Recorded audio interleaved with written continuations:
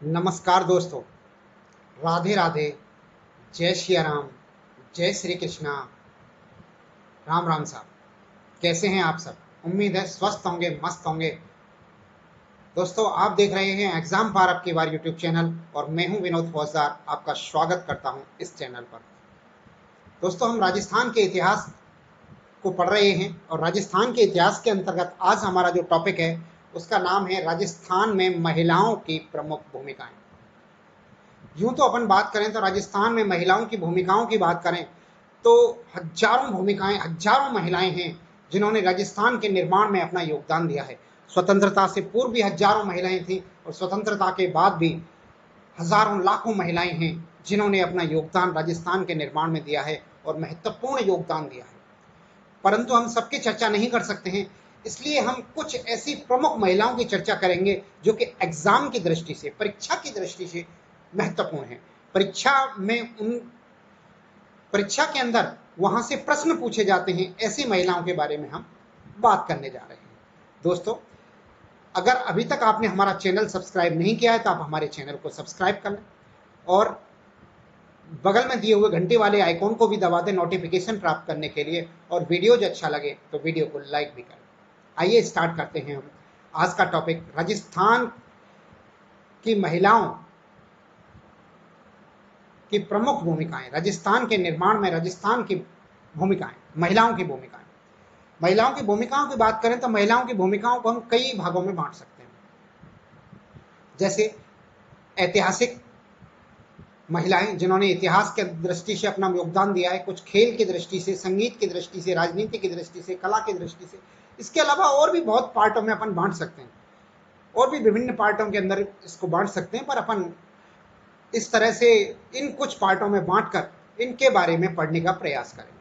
आइए देखते हैं सबसे पहले ऐतिहासिक इतिहास में प्रमुख भूमिकाएं निभाने वाली महिलाओं के बारे में। सबसे पहले नाम आता है पन्नाधाय का। पन्नाधाय मेवाड़ के अंदर, मेवाड़ के महाराजा उदय सिंह की धायमा थी।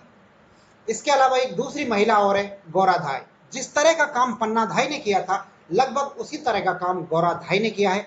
पन्नाधाय मेवाड़ की धायमा थी, मेवाड़ के महाराजा की धायमा थी, और गौराधाय जो है ये मारवाड़ के अंदर है, मारवाड़ में इन्होंने ये काम किया है। पहले पढ़ते हैं पन्नाधाय। पन्नाधाय जो है उदय सिंह की धायमा थी।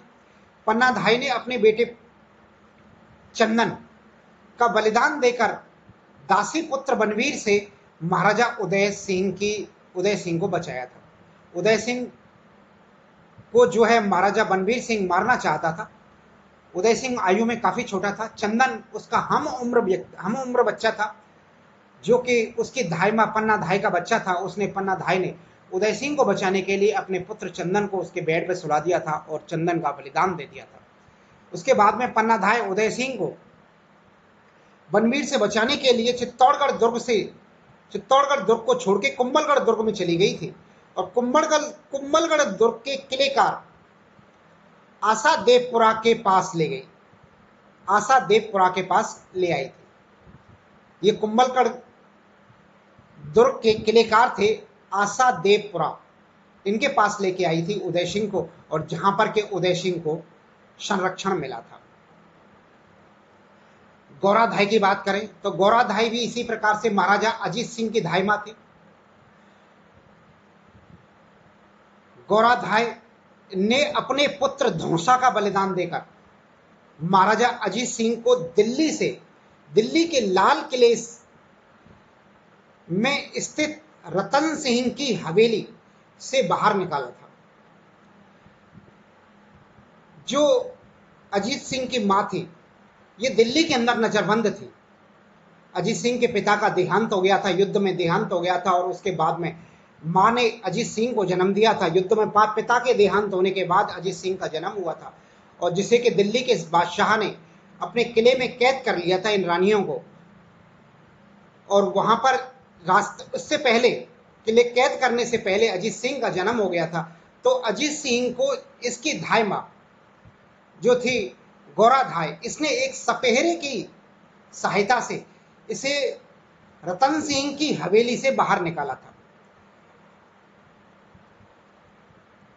तो इसने भी अपने पुत्र का बलिदान दिया था, धौंसा का। धौंसा को बलिदान देकर, इसका पुत्र था धौंसा, धौंसा का बलिदान देकर जो है अजीत सिंह, महाराजा अजीत सिंह को बचाया था। और मारवाड़ की लोक कथाओं में जो है धौंसा के ऊपर गाने भी गाए जाते हैं, धौंसा का नाम लिया जाता है मारवाड़ के लोक गायकी में। इसके बाद बात करते हैं हम जयवंता बाई की। जयवंता बाई, धीरबाई भटियाणी और अजबदेव पवार की, ये तीन महिलाएं हैं। तीनों महिलाएं मेवाड़ से संबंधित हैं, मेवाड़ के राजघराने से संबंधित हैं। इसमें से जगवंता बाई और धीरबाई भटियाणी, ये दोनों महाराणा उदय सिंह की रानी थी। जगवंता बाई और धीरबाई भटियाणी दोनों ही महाराजा उदय सिंह की, महाराणा उदय सिंह की रानियां थी। जगवंता बाई की पहले बात करें तो जगवंता बाई महाराणा उदय सिंह की रानी थी। पाली के अखैराज सोनगरा की पुत्री थी। पाली के अखैराज सोनगरा की पुत्री थी और महाराणा उदय सिंह की रानी थी। महाराणा प्रताप और शक्ति सिंह की मां थी। महाराणा प्रताप और शक्ति सिंह का जन्म जयवंता के कोख से हुआ था, यानी कि महाराणा प्रताप और शक्ति सिंह दोनों भाइयों की मां थी जयवंता बाई। जबकि धीरबाई भटियाणी जो है ये भी महाराणा उदय सिंह की रानी थी, लेकिन जैसलमेर के भाटी राजवंश की राजकुमारी थी। ये जैसलमेर की राजकुमारी थी, जैसलमेर के भाटी राजवंश की राजकुमारी थी और इनके पुत्र का नाम था जगमाल। इन्होंने जगमाल को जन्म दिया था और इन्होंने जगमाल का राज तिलक कर दिया था। उदय सिंह के बाद में, उदय सिंह की मृत्यु होने के पश्चात रानी भटियाणी ने जगमाल का राज तिलक कर दिया था और महाराणा प्रताप को राज्य से वंचित कर दिया था। तो फिर कुछ सरदारों ने इकट्ठा होकर महाराणा प्रताप को शासक नियुक्त किया था। इस बात से जगमाल जो है नाराज हो गए थे और जगमाल नाराज होकर फिर अकबर की शरण में चले गए थे और अकबर की शरण में जाने के बाद में फिर ये कुछ समय पश्चात एक युद्ध में वीरगति को प्राप्त हो गए थे। इसके बाद में बात करते हैं अजबदेव पवार की। अजबदेव पवार जो है महाराणा प्रताप की रानी थी। अजबदेव पवार महाराणा प्रताप की रानी थी और पाली के रामरख पवार की पुत्री थी। पाली के ही रामरख पवार की पुत्री थी और इन्हीं से युवराज अमर सिंह का जन्म हुआ था। युवराज अमर सिंह की माता थी, यानी कि अमर सिंह जो बाद में महाराणा बने, महाराणा अमर सिंह की रानी माता थी अजबदेव पवार। इसके बाद में बात करते हैं कृष्णा कुमारी की। कृष्णा कुमारी एक राजकुमारी थी। यह मेवाड़ के महाराणा भीम सिंह की राजकुमारी थी, भीम सिंह की पुत्री थी कृष्णा कुमारी। कृष्णा कुमारी के बारे में कहते हैं कृष्णा कुमारी की दो सगाइयां हुई थी। इसकी पहली सगाई जो है महाराजा भीम सिंह से हुई थी, जो कि मारवाड़ के शासक थे, लेकिन शादी से पूर्व ही इनकी मृत्यु हो गई। महाराजा भीम सिंह की मृत्यु जो है शादी से पूर्व ही हो गई थी। 1803 ईस्वी में इनकी मृत्यु हो गई थी। अतः कृष्णा कुमारी जो कि भीम सिंह की पुत्री थी, महाराणा भीम सिंह की, मेवाड़ के महाराणा भीम सिंह की पुत्री थी, इनकी द्वितीय सगाई भीम सिंह की मृत्यु होने के पश्चात द्वितीय सगाई जो है सवाई जगत सिंह द्वितीय से करी थी, जो कि जयपुर के महाराजा थे उस समय। जयपुर के तत्कालीन महाराजा सवाई जगत सिंह द्वितीय से इनकी दूसरी सगाई हुई थी। इसके बारे में कहा जाता है कि महाराज मानसिंह ये मारवाड़ के शासक बने थे। महाराज मानसिंह भीम सिंह की मृत्यु के पश्चात, ये भीम सिंह के ही सगे भाई थे। महाराजा बाम सिंह भीम सिंह के भाई थे और ये भीम सिंह की मृत्यु के पश्चात मारवाड़ के शासक बने थे। तो महाराजा मानसिंह और जयपुर के सवाई जगत सिंह द्वितीय के मध्य जो है कृष्णा कुमारी को लेकर 1807 में एक गिंगोली का युद्ध हुआ था। इन दोनों के बीच में विवाद हो गया था शादी करने को लेकर। मानसिंह भी कृष्णा कुमारी से शादी करना चाहता था और सवाई जगत सिंह भी, दोनों ही कृष्णा कुमारी से शादी करना चाहते थे। इनको लेकर दोनों के अंदर गिंगोली का एक युद्ध हुआ है 1807 में। गिंगोली का युद्ध हुआ है इनकी शादी को लेकर। तो गिंगोली के युद्ध में जो है महाराजा सवाई जगत सिंह द्वितीय की विजय होती है और कृष्णा कुमारी की शादी जगत सिंह के साथ में होती है। लेकिन अमीर खां पिंडारी की सलाह पर महाराणा भीम सिंह ने अजीत सिंह चूड़ावत के हाथों कृष्णा कुमारी को जहर देकर मरवा दिया था। अमीर खां पिंडारी की सलाह पर, अमीर खां पिंडारी ने महाराणा भीम सिंह को, महाराणा भीम सिंह नहीं आएगा यहाँ पर, महाराणा भीम सिंह की जगह मान सिंह आएगा। अमीर खां पिंडारी ने महाराणा मान सिंह की सलाह पर महाराजा मान सिंह ने, सॉरी महाराणा भीम सिंह ने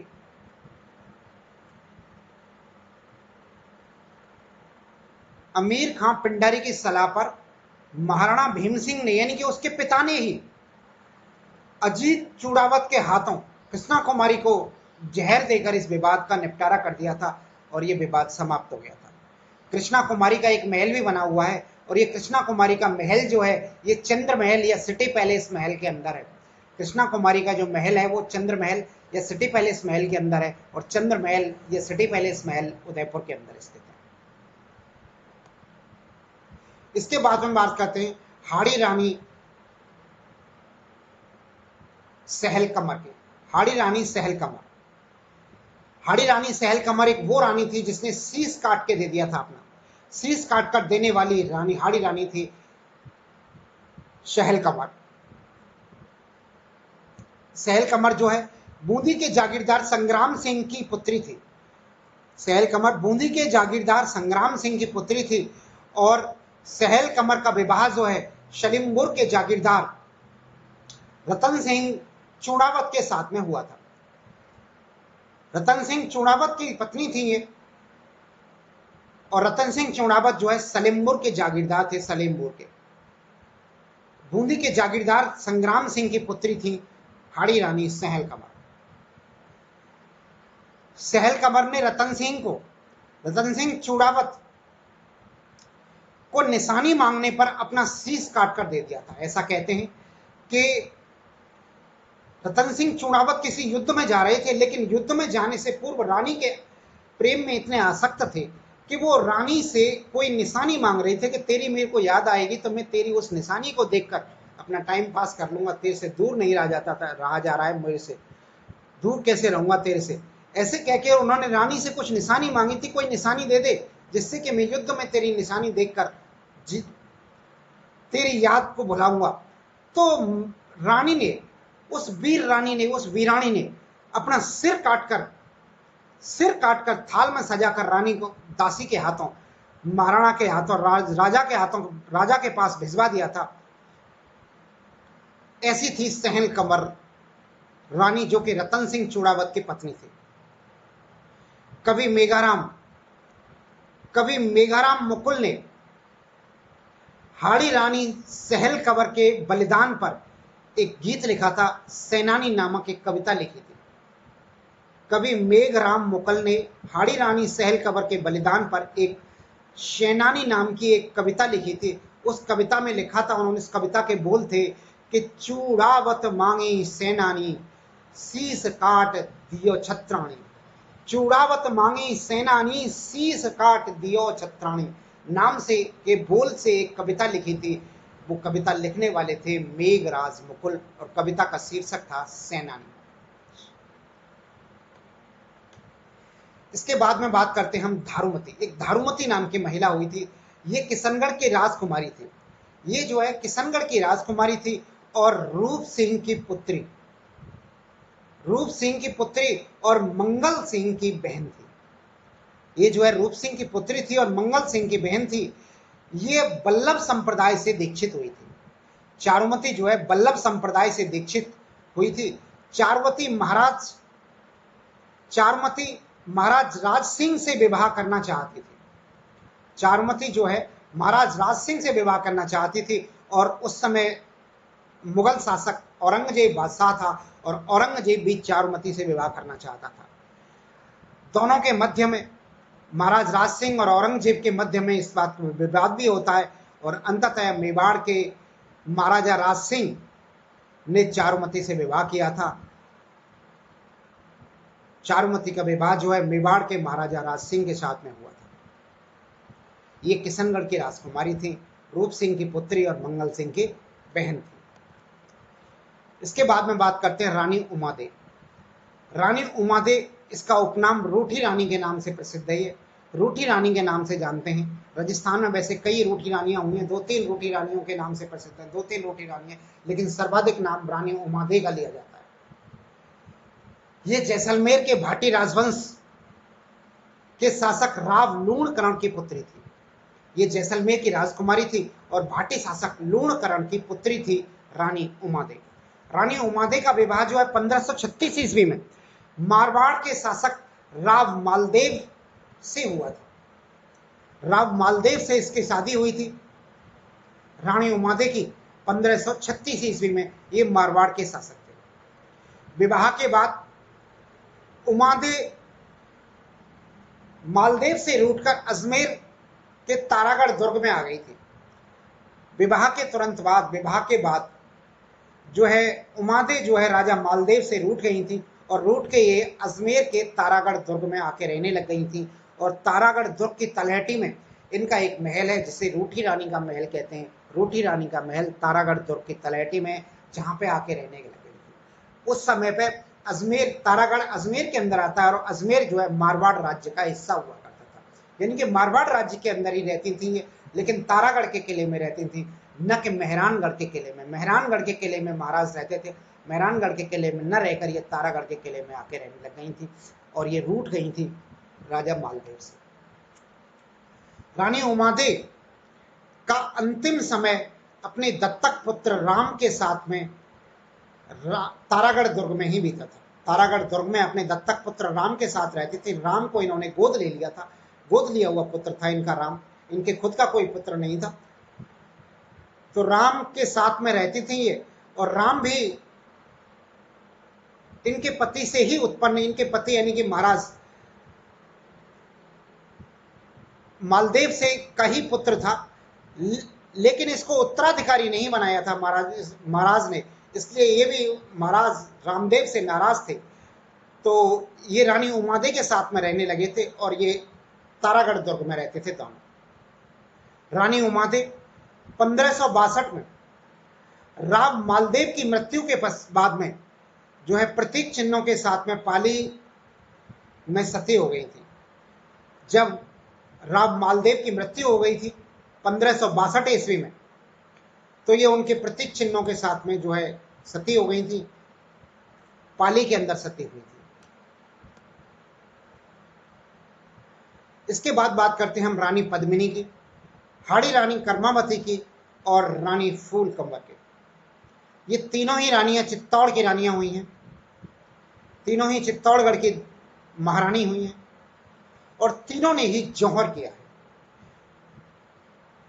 तीनों ने ही साकों में जो साके हुए हैं चित्तौड़गढ़ के अंदर, प्रथम साका, द्वितीय साका और तृतीय साका, 3 साके हुए चित्तौड़गढ़ में, और तीनों साकों के दौरान जौहर करने वाली ये महिलाएं हैं। और भी बहुत सारी महिलाएं थी, लेकिन जो जौहर में नेतृत्व करने वाली महिलाएं थी यही थी रानी पद्मिनी, जिसने प्रथम जौहर किया था प्रथम साके के अंदर। ये जो है सिंघल द्वीप की राजकुमारी थी। सिंघल द्वीप जो है वर्तमान श्रीलंका नाम है इसका, श्रीलंका को पहले सिंघल द्वीप के नाम से जानते थे। ये श्रीलंका की राजकुमारी थी, ये सिंघल द्वीप की राजकुमारी थी तथा गंधर्व सेन की पुत्री थी। पद्मिनी जो है गंधर्व सेन की पुत्री थी और महारावल रतन सिंह की रानी थी। महारावल रतन सिंह के साथ में इसकी शादी हुई थी, रतन सिंह की रानी थी। 1303 ईस्वी में जब खिलजी ने चित्तौड़गढ़ दुर्ग पर आक्रमण किया था और चित्तौड़गढ़ दुर्ग में प्रथम साका हुआ था, चित्तौड़गढ़ दुर्ग में पहला केसरिया हुआ था। चित्तौड़गढ़ दुर्ग में जो है गोरा और बादल ने अपनी कुर्बानी दी थी। वो 1303 ईस्वी में चित्तौड़गढ़ दुर्ग के प्रथम साके में जौहर का नेतृत्व करने वाली महिला थी रानी पद्मिनी। आप सब लोग जानते होंगे इनके बारे में। दूसरी रानी हुई है हाड़ी रानी कर्मावती। हाड़ी रानी कर्मावती जो है हाड़ा शासक नरबत की पुत्री थी। हाड़ा शासक नरबत की पुत्री थी और महाराणा सांगा की रानी थी। महाराणा सांगा से विवाह हुआ था इनका 1534 ईस्वी में। हुमायूं को राखी भेजने वाली भी यही थी। 1534 ईस्वी में हुमायूं को राखी भेजी थी, लेकिन हुमायूं ने थोड़ी देर कर दी, आते आते हुमायूं थोड़ा लेट हो गया था इनकी सहायता के लिए पहुंचने में। तब तक इन्होंने चित्तौड़गढ़ दुर्ग में द्वितीय साका हो गया था। द्वितीय साके के अंदर जौहर कर लिया था। इन्होंने जौहर का नेतृत्व किया था। इन्होंने 1534 ईस्वी में ही चित्तौड़गढ़ दुर्ग के द्वितीय जौहर में इन्होंने नेतृत्व किया था और ये जौहर कर लिया था। हुमायूं पहुंचने में थोड़ा लेट हो गया था, करीब 2 घड़ी पहले, यानी कि 2 घंटे और अगर हुमायूं को समय मिल जाता तो शायद रानी जौहर नहीं करती और हुमायूं उनकी सहायता के लिए पहुंच चुका होता। लेकिन 2 घंटे पूर्व ही जो है हुमायूं पहुंचता, उससे पूर्व जो है चित्तौड़गढ़ का दुर्ग टूट गया था, किला टूट गया, किले के दरवाजे तोड़ दिए थे और चित्तौड़गढ़ को मुगलों ने लूट लिया था और हाड़ी रानी अपनी इज्जत बचाने के लिए जौहर कर लिया था। ये द्वितीय साका हुआ था, चित्तौड़गढ़ का द्वितीय साका था 1534 ईस्वी में।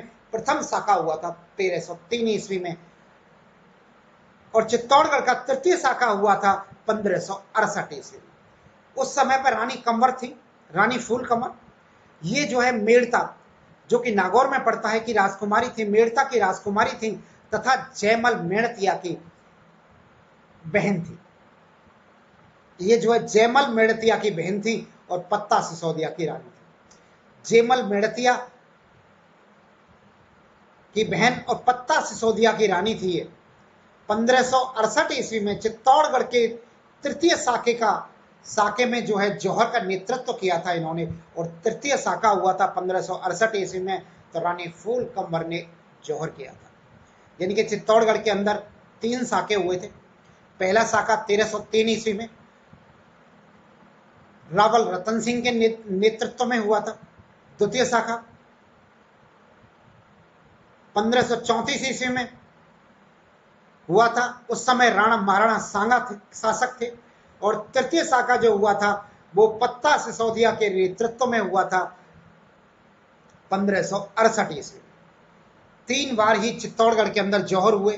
पहला जौहर 1303 ईस्वी में रानी पद्मिनी के नेतृत्व में, दूसरा जौहर 1534 ईस्वी में हाड़ी रानी कर्मावती के नेतृत्व में और तीसरा जौहर रानी फूल कंवर के नेतृत्व में 1568 ईस्वी में हुआ था। इसके बाद में हम बात करते हैं, अगली महिला है गुलाब राय। गुलाब राय मारवाड़ शासक महाराज विजय सिंह की पासवान थी। पासवान एक ऐसी महिला होती है, एक ऐसी दासी होती है जिसे गहना पहनने की इजाजत होती है। पासवान एक दासी ही होती है जो कि महाराज की देखभाल करती है और जिसे गहने पहनने की इजाजत होती है और महाराज की प्रिय भी कह सकते हैं, महाराज की प्रिय दासी होती है। यह जो है जाट जाति की महिला थी। गुलाब राय जो है जाट जाति की महिला थी और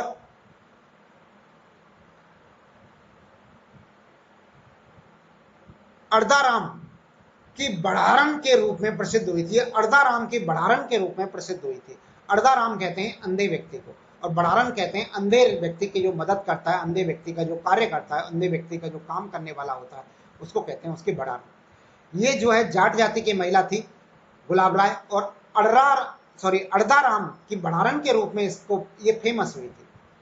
राज कार्य में बढ़ चढ़ के हिस्सा लेती थी। विजय सिंह, महाराणा विजय सिंह के राज कार्य में बढ़ चढ़कर हिस्सा लेती थी। और इसके बारे में एक कवि हुए हैं, कविराज श्यामल दास दत्तबाड़िया। कविराज श्यामल दास दत्तबाड़िया ने उपाधियां दी हैं अपने ग्रंथ वीर विनोद में। कविराज श्यामल दास दत्तबाड़िया द्वारा एक ग्रंथ लिखा गया था वीर विनोद, और ये कविराज श्यामल दास जो है मेवाड़ के राज कवि थे। ये मारवाड़ के नहीं थे बल्कि मेवाड़ के राज कवि थे, जबकि गुलाब राय का संबंध मारवाड़ से आता है। इन्होंने कविराज श्यामल दास ने अपने ग्रंथ वीर विनोद में गुलाब राय को जो है मारवाड़ की नूरजहां कहा है। मारवाड़ की नूरजहां के नाम से कहा है कि मारवाड़ की नूरजहां गुलाब राय की उपाधि दी है, जबकि महाराजा विजय सिंह को जो है मेवाड़ का जहांगीर कहा है या मेवाड़ जहांगीर का नमूना के नाम की उपाधि दी है अपने ग्रंथ वीर विनोद में। गुलाब राय वल्लभ संप्रदाय से दीक्षित महिला थी, यानी कि भगवान कृष्ण की भक्त थी। वल्लभ संप्रदाय से दीक्षित हर व्यक्ति भगवान कृष्ण का भक्त होता है। वल्लभ संप्रदाय कृष्ण को समर्पित संप्रदाय है। गुलाब राय ने जो है मारवाड़ राज्य में विजय शाही सिक्के चलाए थे। इनका जो है शासन में बढ़ चढ़ के हिस्सा रहता था, शासन में बढ़ चढ़ के हिस्सा लेते थे तो इन्होंने विजय शाही, महाराजा विजय सिंह के नाम से विजय शाही सिक्के चलाए थे मारवाड़ के अंदर। और इनके निर्माण कार्यों की चर्चा करें तो गुलाब सागर जलाशय इन्होंने बनवाया था जोधपुर के अंदर। 2 जलाशयों का निर्माण कराया था, एक मंदिर का निर्माण कराया था। वो 2 जलाशय थे, पहला था गुलाब सागर जलाशय और दूसरा था गुलाब सागर का बच्चा। जलाशय का नाम था गुलाब सागर का बच्चा। पहला जलाशय गुलाब सागर जलाशय और दूसरा गुलाब सागर का बच्चा। ये दोनों ही जोधपुर के अंदर हैं, जिनका निर्माण जो है गुलाब बाई ने कराया था। और कुंज बिहारी मंदिर का निर्माण भी जोधपुर के अंदर गुलाब राय के द्वारा ही कराया गया था। गुलाब राय के द्वारा जो है कुंज बिहारी मंदिर का निर्माण भी जोधपुर में कराया गया था। इसके अलावा गुलाब सागर जलाशय और गुलाब सागर का बच्चा नाम के जलाशयों का भी निर्माण कराया गया था। इसके बाद बात करते हैं अगली महिला चंपा कंवर की। चंपा कंवर जो है सिरोही के शासक सुल्तान देवड़ा की रानी थी चंपा कंवर। इनके बारे में केवल इतना ही याद रखना है कि इन्होंने एक बावड़ी का निर्माण कराया था जिसे चंपावती की बावड़ी के नाम से जानते हैं और जो कि सिरोही के अंदर है।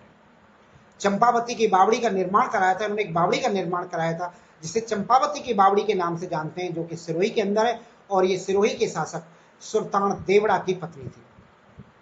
इसके बाद बात करते हैं रतन कंवर की। रतन कंवर भी सिरोही के शासक अखेराज द्वितीय की रानी थी। अखेराज द्वितीय की रानी थी रतन कंवर। इन्होंने रतन बावड़ी का निर्माण करवाया था सिरोही के अंदर, रतन बावड़ी का निर्माण कराया था। रतन कंवर के द्वारा रतन बावड़ी का निर्माण कराया सिरोही के अंदर और चंपा कंवर के द्वारा चंपावती रानी बावड़ी का निर्माण कराया था, वो भी सिरोही के अंदर कराया था। दोनों ही सिरोही की रानियां थी। इसके बाद बात करते हैं हम हरखाबाई की। हरखाबाई जो है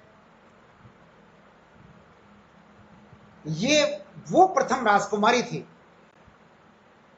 जिसने प्रथम राजपूत राजकुमारी थी। राजस्थान का प्रथम मुगल राजपूत विवाह हुआ था, हरखाबाई ने किया था। हरखाबाई राजपूत राजकुमारी थी और इसने जो है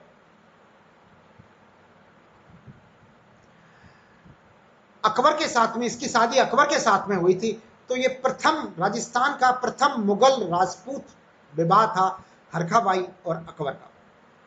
हरखाबाई जो है अकबर के शासक भारमल या बिहारी मल की पुत्री थी। भारमल या बिहारी मल उन्हीं को कहते थे।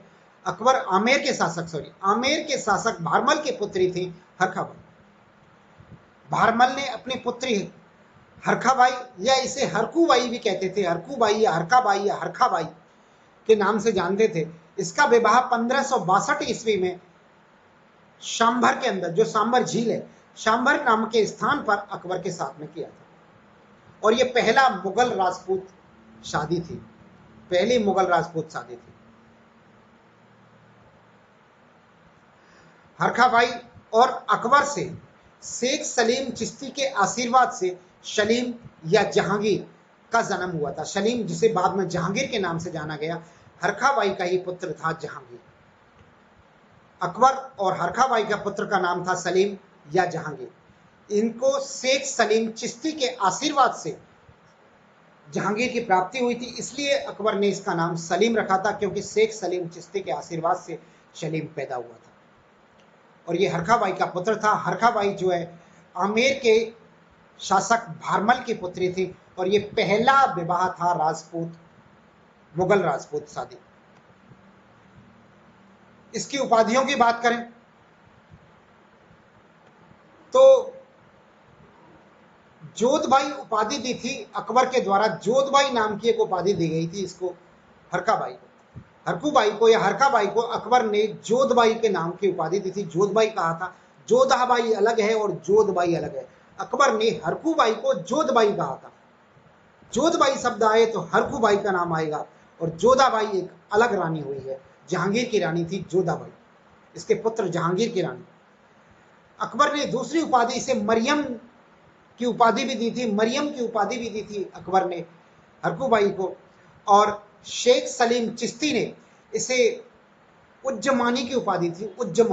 उज्जमानी शेख सलीम चिश्ती ने कहा था इसे, जबकि मरियम उज्जमानी जहांगीर ने कहा था। मरियम उज्जमानी जहांगीर ने कहा था उज्जमानी शेख सलीम चिश्ती ने कहा था। मरियम और जोधबाई अकबर ने इसको उपाधि दी थी। किसको? हरकू बाई को। हरकू बाई की ये उपाधियां। इसके बाद में बात करते हैं मानबाई या मानीबाई नाम है, मानबाई कहो या मानीबाई कहो। ये जो है भारमल की पोती थी, भारमल की पोती थी और भगवंत दास की पुत्री थी और मिर्जा राजा मानसिंह की बहन थी। यानी कि भारमल की पोती थी, भगवंत दास की पुत्री थी और मिर्जा राजा मानसिंह की बहन थी मानबाई। इसकी शादी जो है अपने बुआ के लड़के जहांगीर से हुई थी। अपने बुआ के लड़के, इसकी बुआ थी हरको बाई, बुआ नहीं लगी, बुआ की बुआ थी, इसकी बुआ की बुआ थी, यानी कि पिता की बुआ, पिता की बहन, पुत्री पिता की बहन, बुआ ही लगी। इसकी बुआ, इसकी बुआ थी हरकू बाई, उसके पुत्र सलीम या जहांगीर से इसकी शादी हुई थी।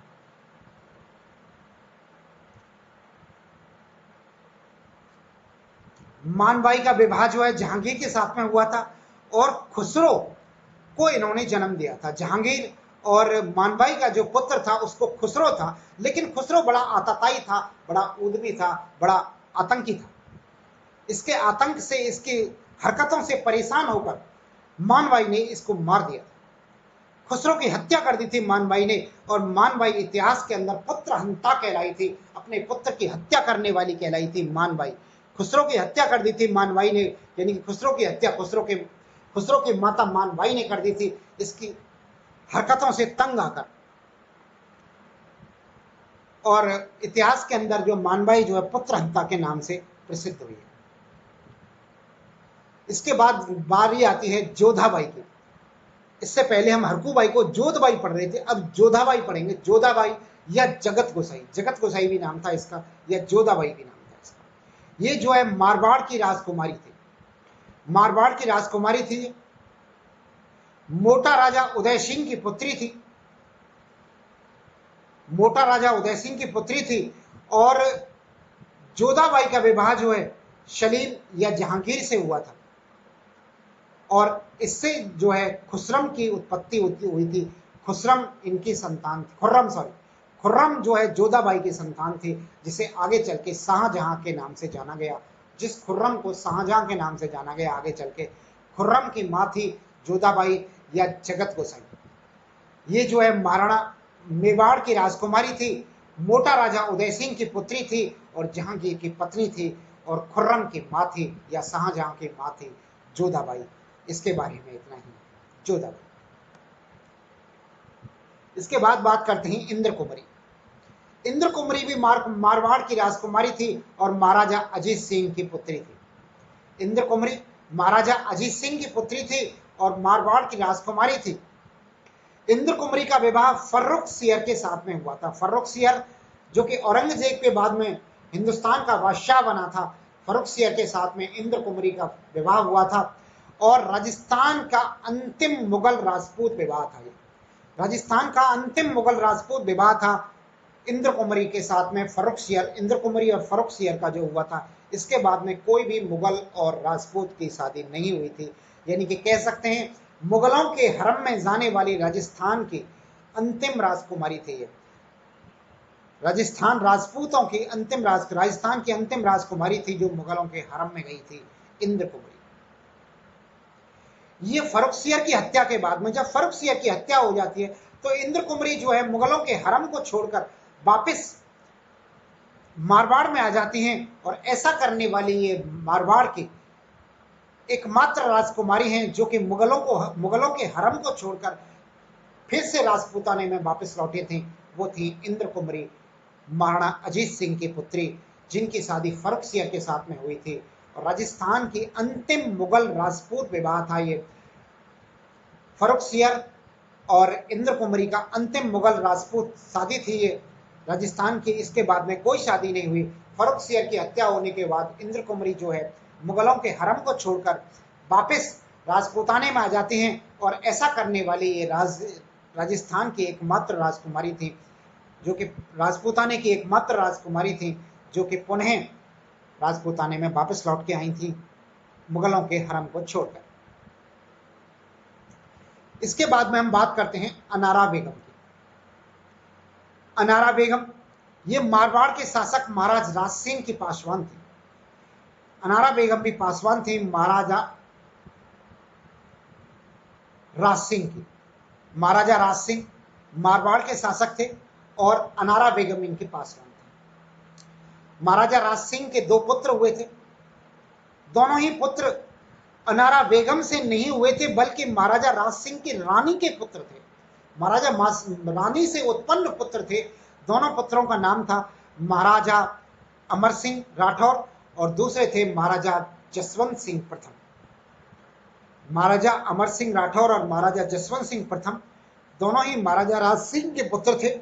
लेकिन अनारा बेगम जो महाराजा राज सिंह की पासवान थी, इसके प्रभाव में आकर अमर सिंह राठौर को मारवाड़ से निष्कासित कर दिया गया था, निष्कासित करा दिया था। महाराजा राज सिंह ने जो है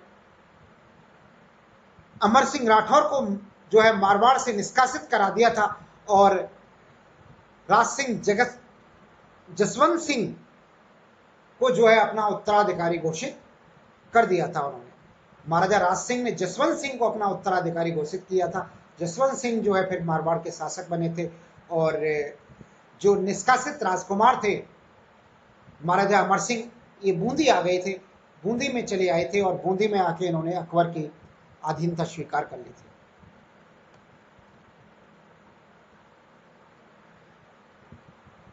हाड़ी रानी जसवंत दे की बात करते हैं। हाड़ी रानी जसवंत दे ये बूंदी की राजकुमारी थी और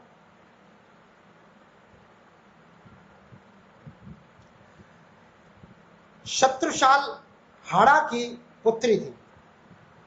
हाड़ी रानी जसवंत दे जो है बूंदी की राजकुमारी और शत्रुशाल हाड़ा की पुत्री थी। इनका विवाह मारवाड़ के शासक महाराजा जसवंत सिंह प्रथम की रानी थी। जसवंत सिंह के साथ में हुआ था, महाराणा जसवंत सिंह के साथ में इनकी शादी हुई थी। और धर्मत के युद्ध में जब जसवंत सिंह प्रथम धर्मत के युद्ध को छोड़ के वापस मेहरानगढ़ दुर्ग आए थे, तो कहते हैं हाड़ी रानी जसवंत दे ने मेहरानगढ़ दुर्ग के दरवाजे बंद कर लिए थे और कहा था, महाराजा जसवंत सिंह को संदेश भेजा था और कहा था महाराजा जसवंत सिंह से कि योद्धा वो होता है जो या तो शत्रु को परास्त करके युद्ध के मैदान से वापस लौटे या फिर वीर गति को प्राप्त करके उसका सब वापस लौटे। तुम तो दोनों ही काम कर किए बिना वापस लौटाए। ये कह के हाड़ा रानी ने जो है मेहरानगढ़ दुर्ग के जसवंत दे ने जो है मेहरानगढ़ दुर्ग के दरवाजे बंद कर लिए थे जसवंत सिंह प्रथम के लिए, जबकि जसवंत सिंह प्रथम मेहरानगढ़ के शासक थे, यानी कि मेवाड़ के शासक थे उस समय। इसके बाद में बात करते हैं मूसी महारानी। मूसी महारानी हुई हैं एक अलवर के शासक महाराजा बख्तावर सिंह की पासवान थी मूसी रानी। मूसी रानी भी पासवान थी, यानी कि एक प्रमुख दासी थी अलवर के महाराजा बख्तावर सिंह के। मूसी रानी का एक पुत्र हुआ था। मूसी रानी का पुत्र राव राजा बलवंत सिंह मूसी महारानी का पुत्र था, जो कि महाराज बख्तावर सिंह की संतान थी, जो कि मूसी महारानी से उत्पन्न थी। और बलवंत सिंह ने, जो इनका पुत्र हुआ था बलवंत सिंह, मूसी महारानी का पुत्र था बलवंत सिंह। इस बलवंत सिंह ने तिजारा में मूसी महारानी का जनाना महल बनवाया था। तिजारा में मूसी महारानी का जनाने महल का निर्माण कराया था राव राजा बलवंत सिंह ने। और मूसी महारानी की छतरी भी अलवर में प्रसिद्ध है, जो कि एग्जाम में अक्सर करके पूछी जाती है कि मूसी महारानी की छतरी कहाँ पर है। तो ये अलवर के अंदर है, 2 मंजिला छतरी है और 80 खंभों की छतरी है। 80 खंभे लगे हैं इस छतरी के अंदर, जो कि मूसी महारानी की छतरी है अलवर के अंदर। महाराजा विनय सिंह ने इसका निर्माण कराया था। मूसी महारानी की छतरी का निर्माण महाराजा विनय सिंह के द्वारा कराया गया था, जबकि मूसी महारानी के जनाना महल का निर्माण जो है राव राजा बलवंत सिंह ने करवाया था। और मूसी महारानी का संबंध अलवर जिले से आता है, यह अलवर रियासत से आता है। इसके बाद बात करते हैं, अगली महिला है पेमल देवी। पेमल देवी जो है डूंगरपुर के शासक महारावल आस्करण की रानी थी। पेमल देवी डूंगरपुर के शासक महारावल आस्करण की रानी थी, जिन्होंने नौलखा बावड़ी का निर्माण कराया था। डूंगरपुर के अंदर नौलखा बावड़ी का निर्माण जो है पेमल देवी ने कराया था। नौलखा बावड़ी का निर्माण डूंगरपुर के अंदर। इसके बाद में बात करते हैं रानी नातावन जी की। रानी नातावन ये बूंदी के शासक राव अनिरुद्ध की विधवा रानी थी। बूंदी के शासक राव अनिरुद्ध की विधवा रानी थी रानी नातावन। रानी नातावन विधवा हो गई थी राव अनिरुद्ध की मृत्यु के पश्चात, और इन्होंने एक रानी जी की बावड़ी के नाम से बूंदी में एक बावड़ी का निर्माण कराया था, जिसे रानी जी की बावड़ी कहते हैं। और ये राजस्थान की सबसे बड़ी बावड़ी है। सबसे बड़ी बावड़ी का निर्माण कराया बूंदी के अंदर, जिसे रानी जी की बावड़ी कहते हैं। रानी नातावन जी के द्वारा इसका निर्माण कराया था, रानी नातावन जी के द्वारा, बूंदी के शासक राव अनिरुद्ध की विधवा रानी के द्वारा। इसके बाद में बात करते हैं मानबाई की उपाधि। अभी हमने इससे पहले मानबाई या मानीबाई पढ़ी थी, इस मानीबाई की उपाधियों के बारे में बात करते हैं। तो मानबाई की उपाधि की बात करें तो बादशाह की बेगम या शाही बेगम के नाम से जानता था। जहांगीर ने ये उपाधि दी थी।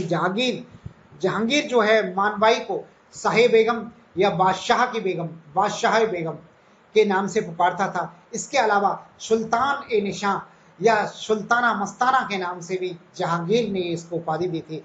सुल्ताना मस्ताना के नाम से भी मानबाई को पुकारता था, या सुल्तान ए निशां के नाम से भी मानबाई को पुकारता था। मानबाई के ये उपनाम हैं सुल्तान ए निशां, सुल्ताना मस्ताना, बादशाह बेगम और शाही बेगम।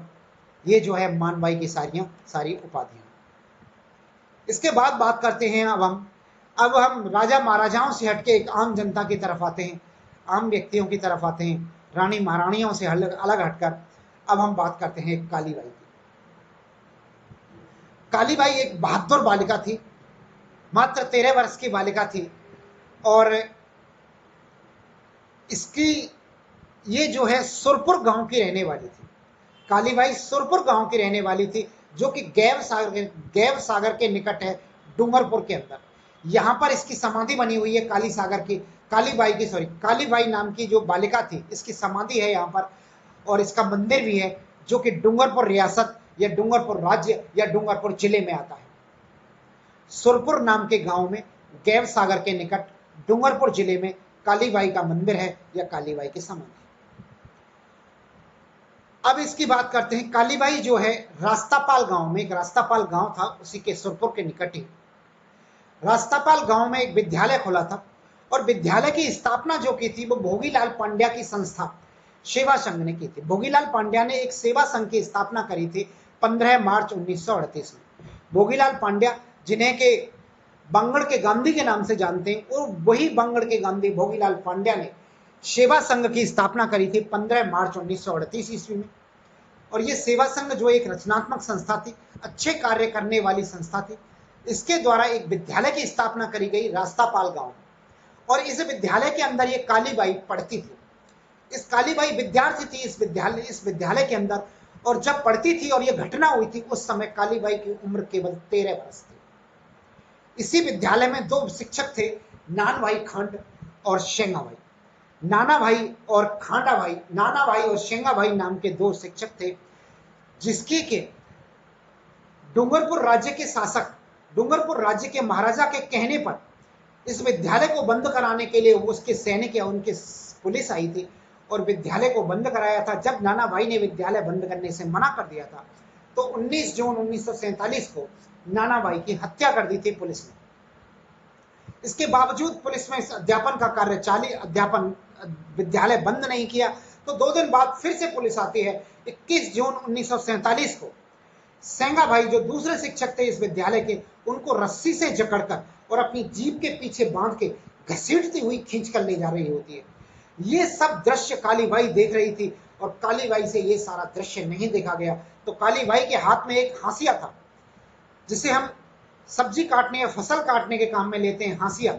उस हांसिए के एक ही बार काली बाई ने दौड़ लगा के उसके जीप के पीछे भागी और एक ही बार से उस काली बाई ने अपना शिक्षक जिस रस्सी से बंध रहा था, एक ही बार में उस रस्सी को काट दिया और शिक्षक को पुलिस के बंधन से मुक्त करा दिया। लेकिन सेंगा भाई उस रस्सी के द्वारा जकड़ा हुआ था। उस रस्सी को खोलने के लिए जैसे ही काली बाई अपने शिक्षक की तरफ झुकी रस्सी को खोलने के लिए, तो पुलिस ने पीछे से पीठ पर गोली मार दी काली बाई के, और काली बाई गोली को लगने की वजह से वहीं पर गिर पड़ी और वीर गति को प्राप्त हो गई। उसके बाद में उन्होंने सेंगा भाई की भी निर्मम हत्या कर दी। पुलिस के द्वारा निर्मम हत्या कर दी गई। दोनों की हत्या जो है 21 जून 1947 को हुई। तो ये वीर बालिका थी जो अपने शिक्षक को बचाते समय पर वीर गति को प्राप्त हो गई। काली बाई जो है ये रास्तापाल या काली बाई हत्याकांड कहें या रास्तापाल हत्याकांड के नाम से जानते हैं। ये 19 जून 1947 और 21 जून 1947 2 दिन की ये घटना है। डूंगरपुर रियासत के सेवा संघ के द्वारा संचालित रास्तापाल गांव के एक विद्यालय में शिक्षा संघ एक शिक्षक थे सेंगा भाई को बचाने के लिए 13 वर्षीय बालिका ने काली बाई ने अपने आप को न्यौछावर कर दिया था, इसलिए काली बाई फेमस है। काली बाई के इसके विरोध में जो है वहां के भील बालिका थी। वहां के भील लोगों ने वहां के आसपास के लगभग कहते हैं 10 से 12 हजार भील इकट्ठे हुए आसपास के गांव के, इसके विरोध में, काली बाई को मारने के विरोध में, जिन्होंने काफी हू हंगामा किया। आखिर मारवाड़ के डूंगरपुर के शासक को झुकना पड़ा और समझौता करना पड़ा डूंगरपुर के शासक को। उस समय पर काफी जो है बंदियों को छोड़ना पड़ा था और समझौता करके फिर काली बाई का स्मारक बनाया गया था। वहां पे काली बाई के गांव में आज भी काली बाई का नाम सम्मान के साथ में लिया जाता है, उस वीर बालिका का नाम। 21 जून की घटना है जब काली बाई की काली बाई जो है वीर गति को प्राप्त हुई। इसके बाद में बात करते हैं नगेंद्र बाला। नगेंद्र बाला जो है कोटा जिले की एक स्वतंत्रता सेनानी थी। ये कोटा जिले की स्वतंत्रता सेनानी थी। 1941 से 1947 तक नगेंद्र बाला ने कोटा में किसान आंदोलन का नेतृत्व किया था तथा स्वतंत्रता आंदोलन में भी भाग लिया था इन्होंने, और कोटा में किसान आंदोलन का नेतृत्व किया था नगेंद्र बाई ने 1941 से 1947 तक। ये जो है कोटा जिले की जिला प्रमुख तथा राजस्थान विधानसभा की सदस्य भी बनी थी। ये कोटा जिले की जिला प्रमुख भी बनी थी और राजस्थान विधानसभा की सदस्य भी रही थी, यानी कि एमएलए भी बनी थी। नगेंद्र बाला जो है राजस्थान की प्रथम जिला प्रमुख बनी थी, प्रथम महिला जिला प्रमुख थी, कोटा की जिला प्रमुख बनी थी और महिलाओं में प्रथम थी। ऐसी कोई महिला जो कि राजस्थान की किसी भी जिला परिषद की जिला प्रमुख बनी हो तो वो थी पहली महिला नगेंद्र बाला, जो कि जिला प्रमुख बनी थी राजस्थान में। इसके बाद अगला नाम लिया जाता है जानकी देवी बजाज। जानकी देवी बजाज का जन्म 7 फरवरी 1893 में जावरा नाम के स्थान पर मध्य प्रदेश में हुआ था। इनका जन्म तो मध्य प्रदेश में हुआ था, लेकिन रहने वाली ये राजस्थान की थी, सीकर की रहने वाली थी। 7 फरवरी 1893 को जावरा नामक स्थान मध्य प्रदेश में इनका जन्म हुआ था। लेकिन सीकर के लक्ष्मणगढ़ की रहने वाली थी। सीकर के लक्ष्मणगढ़ के सेठ गिरधारी लाल जाजौदिया की पुत्री थी ये। सीकर में लक्ष्मणगढ़ तहसील है, वहां के सेठ गिरधारी लाल जाजौदिया की पुत्री थी जानकी देवी बजाज। इनका विवाह सेठ जमनालाल बजाज के साथ में हुआ था। वो भी लक्ष्मणगढ़ के रहने वाले थे, सीकर के रहने वाले थे। सेठ जमनालाल बजाज की पत्नी थी जानकी देवी बजाज। इनके योगदान की बात करें तो जानकी देवी का ने 1556 ईस्वी में जानकी देवी बजाज को पद्म विभूषण का पुरस्कार मिला था।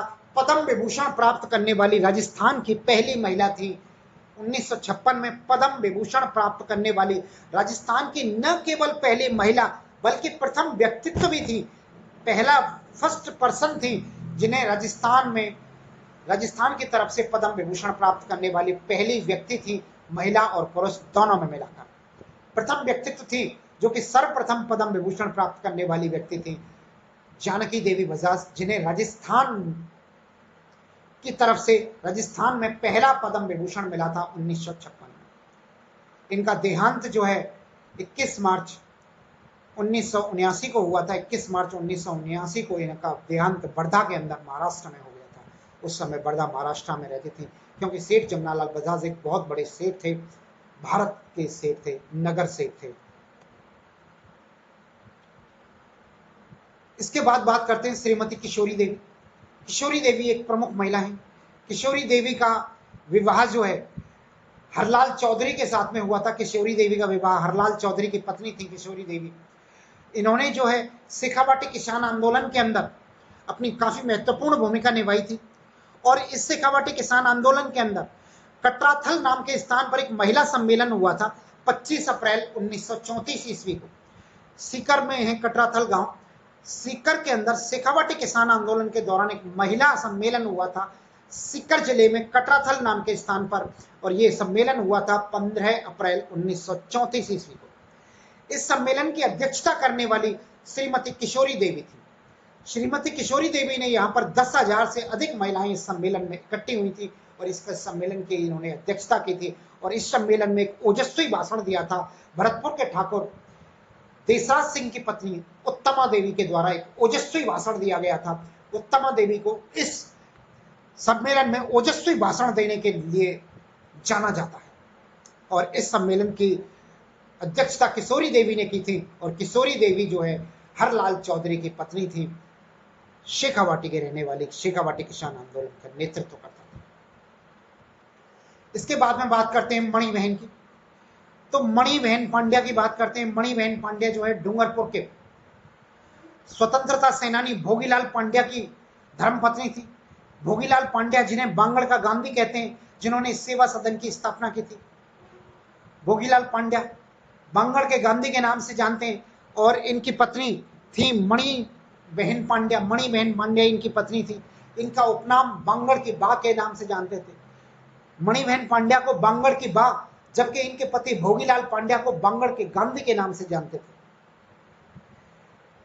बांगड़ क्षेत्र में महिला उत्थान और महिलाओं की शिक्षा को बढ़ावा देने के लिए इन्होंने कार्य किए थे। मणि बहन पांड्या जो है ने डूंगरपुर प्रजामंडल में भी सक्रिय भूमिका निभाई थी। मणि बहन पांड्या का इतना ही योगदान है, इन्होंने जो है महिलाओं के उत्थान के लिए कार्य किया था, महिलाओं की शिक्षा के लिए कार्य किया था, और ये भोगीलाल पांड्या की धर्मपत्नी थी। इन्हें मेवाड़ की बा के बांगड़ की बा के नाम से जाना जाता था, बांगड़ की बा। अगली महिला की बात करते हैं शारदा भार्गव। शारदा भार्गव जो है राजस्थान की प्रथम महिला सांसद थी। प्रथम महिला सांसद बनी शारदा भार्गव जो है 1952 ईस्वी में प्रथम महिला थी जो राज्यसभा सांसद बनी थी या सांसद बनी थी। पहली सांसद थी, लोकसभा राज्यसभा दोनों में मिलाकर प्रथम महिला सांसद थी शारदा भार्गव, जो कि 1952 में राज्यसभा के लिए चुनी गई थी। इसके बाद में भी कई बार जो है राज्यसभा के लिए ये निर्वाचित हुई थी। 1952 में, 1956 में, 1963 में 3 बार लगातार जो है राज्यसभा के लिए चुनी गई थी शारदा भार्गव। दूसरी एक महिला है, उनका नाम है श्रीमती गायत्री देवी। ये जो है कूच बिहार की राजकुमारी थी। बिहार के अंदर कूच नाम के स्थान है, वहां की राजकुमारी थी ये जो है गायत्री देवी, और जयपुर के अंतिम शासक सवाई मानसिंह की पत्नी थी, सवाई मानसिंह की रानी थी गायत्री देवी, जिन्हें बाद में राजमाता के नाम से जाना गया, राजमाता गायत्री देवी के नाम से जाना गया। राजमाता गायत्री देवी जो है पहली महिला लोकसभा सदस्य थी। लोकसभा में चुनी जाने वाली पहली महिला सदस्य थी, जो कि 1962 में स्वतंत्र पार्टी से चुनी गई थी, स्वतंत्र दल से चुनी गई थी, निर्दलीय विधायक के तौर पर, निर्दलीय सांसद के तौर पर चुनी गई थी। 1962 और 1967 2 बार नियुक्त हुई थी, 2 बार चुनी गई थी गायत्री देवी जो है जयपुर की राजमाता, जयपुर के अंतिम शासक सवाई मान सिंह द्वितीय की रानी गायत्री देवी। इसके बाद बात करते हैं हम यशोदा देवी। देखिए यशोदा देवी महिला हुई हैं, ये राजस्थान की प्रथम विधायक हुई हैं। यशोदा देवी जो है राजस्थान की पहली विधायक महिला है, पहली एमएलए महिला एमएलए है। ये 1952-53 में बांसवाड़ा के अंदर उपचुनाव हुआ था। उस उपचुनाव में निर्वाचित हुई थी 1952-53 के दौरान यशोदा देवी जो है। 1951 में राजस्थान के अंदर प्रथम विधानसभा चुनाव हुए थे, लेकिन 1952-53 में जो है बांसवाड़ा के अंदर उपचुनाव हुए थे और उन उपचुनावों में यशोदा देवी जो है पहली महिला एमएलए थी। ये याद रखना है, फर्स्ट वुमेन एमएलए जो है यशोदा देवी थी। इसके बाद बात करते हैं हम प्रतिभा देवी सिंह पाटिल। प्रतिभा देवी सिंह पाटिल जो है राजस्थान की प्रथम राज्यपाल बनी थी। 2004 से 2007 तक राजस्थान की प्रथम महिला राज्यपाल रही थी। देश की प्रथम राष्ट्रपति रही थी, महामहिम राष्ट्रपति रही थी 2007 से लेकर 2012 के दौरान। इनका विवाह जो है छोटी लोसल नाम के गांव में, जो कि सीकर के अंदर है, छोटी लोसल गांव में देवी सिंह के साथ में हुआ था। और ये देवी सिंह नाम अपने पति का नाम अपने साथ लगाती थी। इनका पूरा नाम प्रतिभा देवी सिंह पाटिल है। देवी सिंह पाटिल के साथ प्रतिभा का शादी हुई थी, इसलिए अपना नाम ये प्रतिभा देवी सिंह पाटिल लगाती हैं। प्रतिभा देवी सिंह पाटिल इनके पति का नाम था, इसलिए प्रतिभा जी जो है अपने पति का नाम अपने साथ लगाती थी। प्रतिभा देवी सिंह पाटिल इनका नाम था। ये राजस्थान विधानसभा में पहली वो थी स्पीकर, पहली अध्यक्ष थी, विधानसभा अध्यक्ष रही थी राजस्थान विधानसभा के अंदर, पहली महिला अध्यक्ष थी, पहली राजस्थान की राज्यपाल थी, राजस्थान की राज्यपाल बनने वाली पहली महिला थी। इसके अलावा राष्ट्रपति बनने वाली पहली महिला है। और 1985 ईस्वी में ये जो है राज्यसभा के लिए सदस्य बनी थी और राज्यसभा की उपसभापति भी रही थी 1985 में प्रतिभा देवी सिंह पाटिल। इसके अलावा बात करें प्रतिभा देवी सिंह पाटिल की जो है, तो ये महाराष्ट्र विधानसभा के लिए भी चुनी गई थी।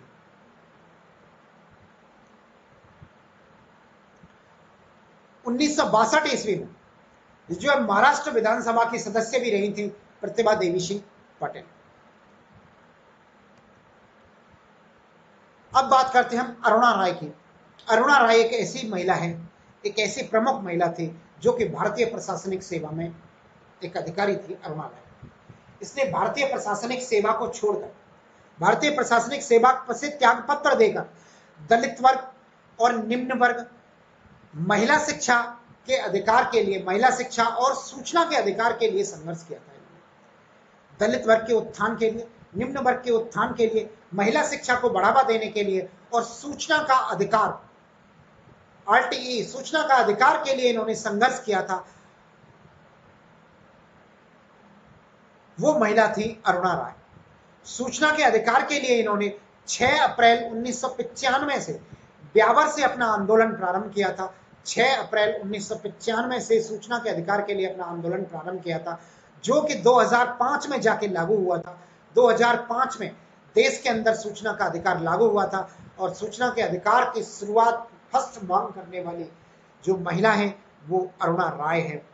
अरुणा राय जो है ने एक संस्थान की स्थापना भी करी थी। उस संस्थान को SWRC कहते हैं। SWRC यानी कि जिसका मतलब है समाज कल्याण व अनुसंधान केंद्र। समाज कल्याण व अनुसंधान केंद्र की स्थापना करी थी। और तिलौनिया गांव के अंदर, अजमेर के अंदर एक गांव पड़ता है तिलौनिया गांव में इन्होंने देश की एकमात्र बाल संसद की स्थापना करी थी। बाल संसद, बच्चों की संसद, स्कूल में पढ़ने वाले बच्चों के द्वारा चलाई जाने वाली संसद की स्थापना करी थी इन्होंने तिलौनिया के अंदर अजमेर में, जो कि देश की एकमात्र बाल संसद है और कहीं बाल संसद की स्थापना नहीं हुई है अभी तक। तिलौनिया के अंदर है, नाम याद रखें तिलौनिया। अजमेर जिले का एक स्थान है जिनमें बाल संसद की स्थापना हुई है, जिसमें जैसे संसद में सब काम होते हैं, संसद का अध्यक्ष होता है, उपाध्यक्ष होता है, संसद में वाद विवाद होता है, किसी विषय पर लेकर चर्चा होती है, उसी प्रकार से यहाँ पर चर्चा होती है बच्चों के अंदर, स्कूल के और कॉलेज के विद्यार्थियों के अंदर। विद्यार्थी इसके सदस्य होते हैं। इन्होंने बाल संसद की स्थापना करी थी तिलौनिया के अंदर, अजमेर में तिलौनिया। अरुणा राय एक ऐसी महिला थी जिन्हें रमन मैग्सेसे पुरस्कार से सम्मानित किया गया था। राजस्थान की प्रथम महिला थी जिन्हें रमन मैग्सेसे पुरस्कार से सम्मानित होने वाली राजस्थान की प्रथम महिला अरुणा रॉय। याद रखें, इंपॉर्टेंट क्वेश्चन है, पूछने लायक क्वेश्चन है। रमन मैग्सेसे पुरस्कार से सम्मानित होने वाली राजस्थान की प्रथम महिला अरुणा रॉय। अगली महिला की बात करते हैं, वो अगली महिला है रमाबाई। रमाबाई जो है मेवाड़ के महाराणा कुंभा की पुत्री थी। काफी विदुषी महिला थी ये, काफी विदुषी महिला थी, महान संगीतज्ञ थी, महान संगीतज्ञ थी। और जावर के शिलालेख में, जावर के शिलालेख से एक उपाधि प्राप्त होती है इनके लिए, वागीश्वरी। वागीश्वरी शब्द की उपाधि प्राप्त होती है इनके लिए, वागीश्वरी उपाधि मिली थी इनको। रमाबाई को वागीश्वरी नाम की उपाधि से इन्हें सम्मानित किया गया था। और वागीश्वरी शब्द का अर्थ होता है सरस्वती, सरस्वती, यानी कि साक्षात सरस्वती का वास था रमाबाई पर, रमाबाई के कंठ में। काफी विदुषी महिला थी, संगीतज्ञ महिला थी। इनका विवाह जो है चित्तौड़गढ़ दुर्ग के अंदर हुआ था।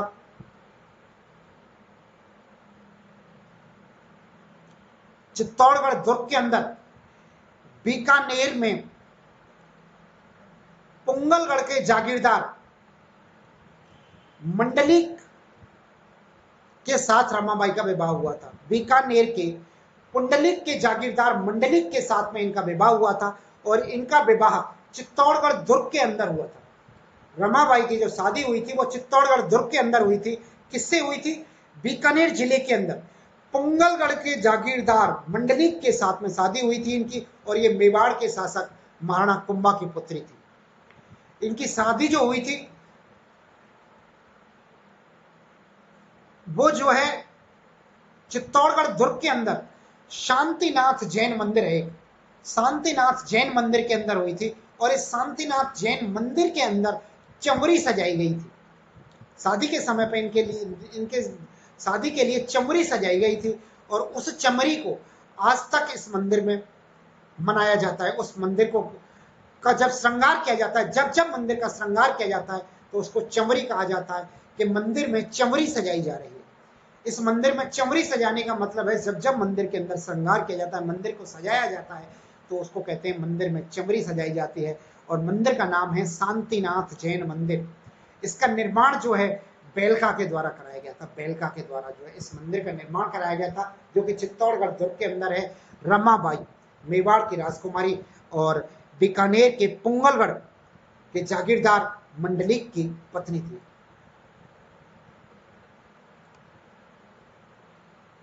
इसके बाद बात करते हैं अल्लाह जलाई बाई की। अल्लाह जलाई बाई की बात करते हैं। अल्लाह जला बाई को राजस्थान की मरु कोकिला कहते हैं। राजस्थान की मरु कोकिला के नाम से प्रसिद्ध है अल्लाह जला बाई। बहुत बार एग्जाम में पूछा जाता है अल्लाह जला बाई जो है, अल्लाह जला बाई का संबंध किससे है? तो अल्लाह जला बाई का संबंध की बात करें तो ये जो है एक प्रसिद्ध मांड गायिका है। मांड गायिका से इसका संबंध है। ये मांड गायिका थी और प्रथम मांड गायिका थी जिन्हें कि पद्मश्री का पुरस्कार मिला था 1982 ईस्वी में। इन्हें भारत सरकार की ओर से पद्मश्री का पुरस्कार दिया गया था। 1992 में इनका देहांत हो गया था। प्रसिद्ध मांड गायिका थी अल्लाह जलाबाई। इनका जन्म राजस्थान के बीकानेर के अंदर 1920 ईस्वी में हुआ था। और इनके गुरु हुसैन बख्श थे। हुसैन बख्श से अल्लाह जलाबाई ने जो है संगीत की शिक्षा ली थी। संगीत की शिक्षा देने वाले हुसैन बख्श थे अल्लाह जलाबाई को। बीकानेर में 1920 में ये पैदा हुई थी। और इन्होंने केसरिया बालम गीत सबसे पहले इन्होंने गाया था। केसरिया बालम जो गीत है राजस्थान का एक प्रमुख गीत है, केसरिया बालम अल्लाह जलाबाई के द्वारा गाया गया था। और ये मांड गायिका थी। पद्मश्री का पुरस्कार 1882 में मिला था। इनका निधन 1982 में मिला था, 1882 नहीं, 1982 में पद्मश्री का पुरस्कार मिला था इन्हें। और 1982 में इनका देहांत हो गया था। इसके बाद बात करते हैं मंगेबाई। मांगी बाई नाम की दो प्रमुख महिलाएं हैं, दोनों प्रमुख महिलाओं को देखते हैं। दो महिलाएं मांगी बाई, एक मांगी बाई जो है मेवाड़ क्षेत्र की प्रसिद्ध मांड गायिका हुई है, मेवाड़ क्षेत्र की प्रसिद्ध मांड गायिका भी है मांगी बाई। और दूसरी मांगी बाई जो है, दूसरी मांगी बाई का जन्म चित्तौड़ के अंदर हुआ है, यानी कि हाड़ौती क्षेत्र में हुआ है। एक का संबंध जो है मेवाड़ से है मांगी बाई का, जो कि मांड गायिका है, और एक मांगी बाई का संबंध जो है हाड़ौती से है। ये चित्तौड़ से इनका संबंध है। और ये जो है एक प्रसिद्ध नृत्यांगना थी, 13 ताली नृत्य करने वाली प्रसिद्ध नृत्यांगना। एक मांगी बाई 13 ताली नृत्य की प्रसिद्ध नृत्यांगना थी, और एक मांगी बाई प्रसिद्ध मांड गायिका थी। जो प्रसिद्ध मांड गायिका थी उनका संबंध मेवाड़ से है, और जो प्रसिद्ध 13 ताली नृत्य की नृत्यांगना थी उनका संबंध जो है चित्तौड़ से है या हाड़ौती से है। इनका विवाह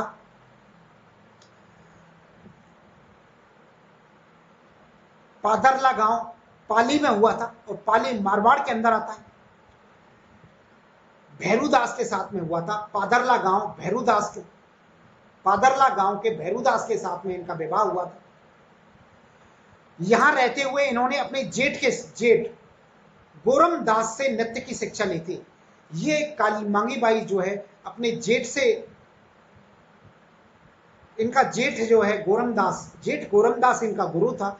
नृत्य की शिक्षा प्राप्त इन्होंने गोरमदास से करी थी, और इन्होंने 13 ताली नृत्य की प्रसिद्ध नृत्यांगना थी। और 13 ताली नृत्य की जन्म स्थली जो है पादरला गांव को कहते हैं। पादरला गांव से ही 13 ताली नृत्य का जन्म हुआ था। पादरला गांव पाली जिले के अंदर है, और पाली जिले मारवाड़ में आता है। यानी कि 13 ताली नृत्य की जन्म स्थली पादरला गांव में है, जबकि इनका जन्म चित्तौड़ में हुआ। इसके बाद में बात करते हैं राजस्थान की राधा। आप सब लोग जानते होंगे राजस्थान की राधा मीराबाई को कहते हैं। मीराबाई का जो है भगवान कृष्ण को अपना पति मानते हुए, भगवान कृष्ण को अपने पति के रूप में पूजा था, अपने पति के रूप में आराधना की थी भगवान कृष्ण की मीराबाई ने। मीराबाई को सब लोग जानते हैं, लेकिन जो क्वेश्चन बनता है मीराबाई से, वो मीराबाई के नाम से क्वेश्चन बनता है कि बंगड़ की मीरा किसे कहते हैं। तो बंगड़ की मीरा गबरी बाई को कहते हैं, जबकि मत्स्य संघ की मीरा सम्मान बाई को कहते हैं, और किशनगढ़ की मीरा बणी ठणी को या विष्णु प्रिया को कहते हैं। एग्जाम में प्रश्न पूछा जाता है कि बंगड़ की मीरा कौन है, तो बंगड़ की मीरा गबरी बाई है। बंगड़ की मीरा गबरी बाई। दूसरा प्रश्न पूछा जाता है मत्स्य संघ की मीरा, मत्स्य संघ की मीरा कौन है, तो मत्स्य संघ की मीरा सम्मान बाई है। सम्मान बाई को मत्स्य संघ की मीरा कहा जाता है, जबकि किशनगढ़ की मीरा बणी ठणी चित्र को कहा जाता है, या बणी ठणी को कहा जाता है, जिसे विष्णु प्रिया भी कहा जाता है। विष्णु प्रिया को भी किशनगढ़ की मीरा कहा जाता है, या बणी ठणी को किशनगढ़ की मीरा कहा जाता है, और बंगड़ की मीरा के नाम से गंवरी बाई को जाना जाता है। दोस्तों, गंवरी बाई की बात करें तो गंवरी बाई का संबंध जो है बीकानेर से है। इसका उपनाम राजस्थान की द्वितीय मरु कोकिला के नाम से जाना जाता है, और ये एक प्रसिद्ध मांड गायिका है। गंवरी बाई भी एक मांड गायिका है, प्रसिद्ध मांड गायिका गंवरी बाई। इसके बाद बात करते हैं हम श्रीमती पार्वती जोशी की। श्रीमती पार्वती जोशी जो है, ये देश की प्रसिद्ध फड़ या फड़ चितेरी हैं। फड़ चितेरी या पड़ चितेरी कहें, फड़ चितेरी हैं श्रीमती पार्वती जोशी। ये राजस्थान के प्रसिद्ध कलाकार, प्रसिद्ध फड़ कलाकार कन्हैयालाल जोशी की पत्नी है। कन्हैयालाल जोशी की पत्नी है पार्वती जोशी, जो कि एक फड़ चितेरी हैं या फड़ चित्रकार हैं। फड़ चित्रकार हैं, पहली महिला हैं जो कि प्रसिद्ध फड़ चित्रकार। एक दूसरी महिला और है पार्वती के नाम से, पार्वती गहलोत। ये राजस्थान की प्रथम महिला डॉक्टर हैं, जोधपुर की निवासी थी। 1928 ईस्वी में ही ये डॉक्टर बन गई। और एक तीसरी महिला है रीमा दत्ता। रीमा दत्ता को राजस्थान की जलपरी कहा जाता है, यानी कि एक तैरने वाली खिलाड़ी थी, राजस्थान की जलपरी रीमा दत्ता। जबकि भक्ति शर्मा नाम की एक महिला है, ये भी तैराकी से संबंधित खिलाड़ी हैं, उदयपुर की तैराक थी और राजस्थान की प्रथम महिला खिलाड़ी थी। तैराकी से संबंधित राजस्थान की प्रथम महिला खिलाड़ी थी भक्ति शर्मा तैराक, लेकिन राजस्थान की जलपरी जो है रीमा दत्ता को कहा जाता है।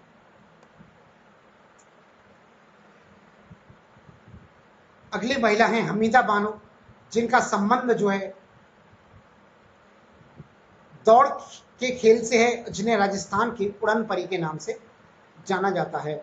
हमीदा बानो राजस्थान की उड़न परी इन्हें कहा जाता है।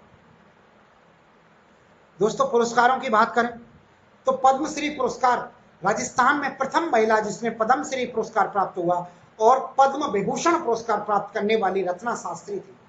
रत्ना शास्त्री वो महिला थी जिन्हें राजस्थान में सबसे पहला पद्मश्री और पद्म भूषण मिला था। पद्मश्री और पद्म भूषण से सम्मानित राजस्थान की प्रथम महिला थी। दोनों पुरस्कार राजस्थान में पहली बार मिले थे रत्ना शास्त्री को, पद्मश्री और पद्म विभूषण। रत्ना शास्त्री राजस्थान की प्रथम महिला, जबकि पद्म विभूषण से सम्मानित राजस्थान की प्रथम महिला जानकी देवी बजाज थी। पद्म विभूषण से सम्मानित प्रथम महिला थी श्रीमती जानकी देवी बजाज। तो ये था हमारा राजस्थान की कुछ प्रमुख महिलाओं के बारे में आज हमने चर्चा करी। आपको वीडियो कैसा लगा हमें कमेंट करके जरूर बताएं। जिन लोगों ने अभी तक हमारा वीडियो लाइक नहीं किया है वो लाइक कर दें, और जिन्होंने चैनल को सब्सक्राइब नहीं किया है वो चैनल को सब्सक्राइब भी करें। वीडियोस देखने के लिए आपको बहुत बहुत धन्यवाद। जय हिंद, जय भारत।